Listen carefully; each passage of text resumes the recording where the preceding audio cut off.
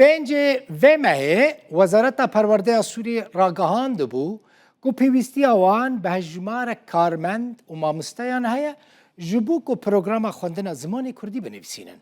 سروک سازی اجتماعی یا پیشخستن پروگرام پرورده دکتر عصمت رمضان جلو داور گوت گلک داخوازنامه جوان را هاتن پیشکش کرن. هر واحد بیجه حتی 12 ومه او داخوازنامه یان ورگرن و پشت را چند کسین پسپور و هل بجیرن جبو که دست به نویساندن پروگرام زمانی کردی بکن. دکتر عصمت رمضان سروک سازی اجتماعی یا پیشخستن پروگرام پرورده جشامل گل منه. دکتر خیراتی کیف خوش ممدوی میوانه من؟ سرجاوی من دکتر تهر هبی. دکتر من دست بی که حس کر وی بزانم نواروکا پروگرامان وی چه به؟ یعنی وی تنه زمان کردی وره خواندن یعنی وی غیر زمان کردی تشتین دنجی هبن مثلا ماتماتیک هبه جغرافیا دیروک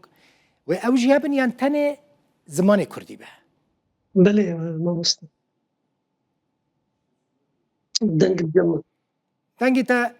دنگی تا تیمن دکتر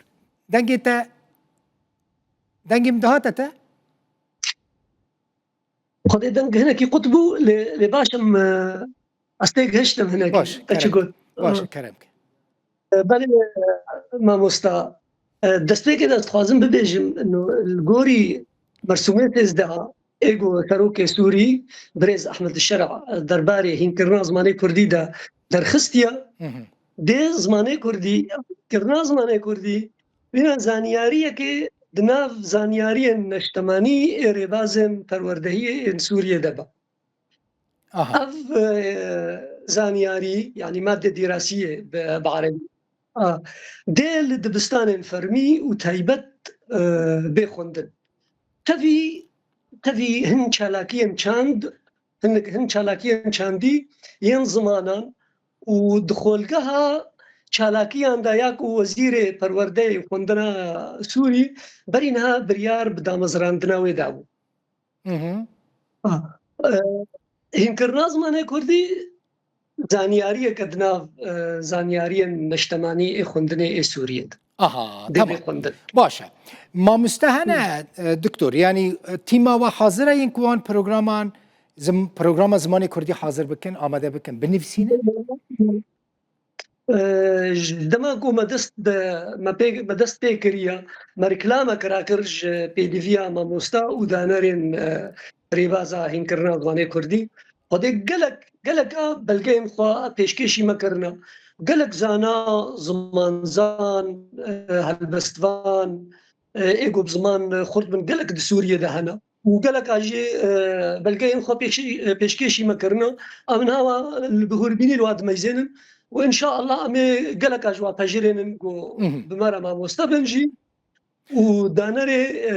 هین کرنا زمانی کردی بنجی. دکتر عصمت ناواروکا وان پرتوکان و چه به؟ و او پرتوک بحثا چه ناواروکا وان بله ریبازها هین کرنا زمانی کردی دیل گوری چارچوبین فیر کرنا زمان ناونتوی با مینا چارچوبه هفپار یا اوروپی یا زمانان انگو مینا انجمن امریکی یا فیر کرنا زمان جواز ناواروکا وان ویل گوری و استانداردن جهانی و ما دست بالنخشه کریه نخشه هر استی استا یکی یا دو یا سیا یا چهارا یا یکی دوی چه بخوندن یا دو دوی چه بخوندن یا سیا دوی چه بخوندن. دکتر و دمه اف پرتوک ویج صفی چندان حتی چندان بن یعنی و تنه ین دبستانا بن یعنی ویج بوزانینگه هج بین آماده کرن؟ دست بگه دا ویج صفی خلایه که حتی ای 12 دبستان هذا لبلد زانينجه ده انها قوتن هيا وزير خندنا بلند قوت من بخوا قو دما قو مستهبن وريباز هبي مفرداتي وجايا كردي بشكا وجايا كردي دي زانينجه شامل ان شاء الله ويفد باشا اف مدەست نەکردیە یان اها دكتور اف برتوكويل يعني اف درس ويل كوداري بينا خوندن ويتاني مثلا لدبستان ريفابريا خسر جي بينا خوندن ولا هف كريال قال ريفابري تەواهیە سووریە ئێگۆ وێ بژارتی بێ تەواهیە سووری وێ دەمێ بژارتی بێ هینکردنا زمانی کوردی li kîja dibistanê hejmara xwendevana timan bibe êgo zimanê Kurdî bijardnewê li wirda zimanê Kurdî bê xwendin çil Şamê bê li Helebê bê li Dêrê bê li Reqayê bê اها يعني جبوك از باش فين بكم دكتور اسمت اف درس وي بجارتبه درسك بجارتبه يعني وي درسك اختياري به يعني مجبوري به وك درس عندن اختیاری بە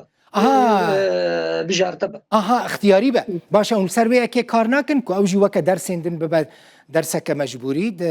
لدبستانين حكومتي ان شاء الله دما بێدا wê hinek agahiyên xweş wê gihinەوە ان شاء الله مثل وجه كارتك آگاهين خوش يعني وكتشير دكتور وقع هنكرنا زمانه كردي ببيت تباهي يعني ببرس ده حمود بستان هذا ببر رسمي يعني دكتور زماني كردي ببر زماني كرسمي ده پرورده ده د پر تخوندنه ده دي يعني وقع مثلا از بيجم افزانياري ديجي دي كردي بين خوندن موكا مينا ماثماتيكي جغرافي ادنيغاري ديروكي افخجي و بكردي ان شاء الله و بين خوندن باشا تشتكي دن اگر ريفابريا خسر رد بك قبول نكي كو اف برتوكا هون آماده ده كان لوي داري بي خوندن و چاو ببا ما ريفابريا خسر ردناك نا بهبرا ام دارن ام بهبرا تيكل دارن ان شاء الله قوم قودي توي هناك اغاهيا خوش هبن ام بهبرا تيكل دارن ام خلفيه كده اخذنا اها باشا تشتكي دن دكتور يعني و چند ماموسته جبو پرورده کرنا جبو داینا درسان و هبن يعني پیوستی و چند ماموسته يعني هيا دي بيوست بما كما مستوى بيوستي ما بقلك هبن لي باي دانر اي بسبور ايجو ريباز اماده بكن ريبازا هنكرنا زمانه كردي يا خوندني اماده بكن اونا بازا حتى بيستامي وابن کادره کی باش هيا کو بکاربن لدبستانان جه صفه یکی حتی دانزدان وان درسین زمانی کردی بدن دنگیم هاتا دنگی تا گلک هاتم گلک باش هاتم من کادره کی باش پرورده های دکتور اسمت کو بکاربن لدبستانان درسان بدن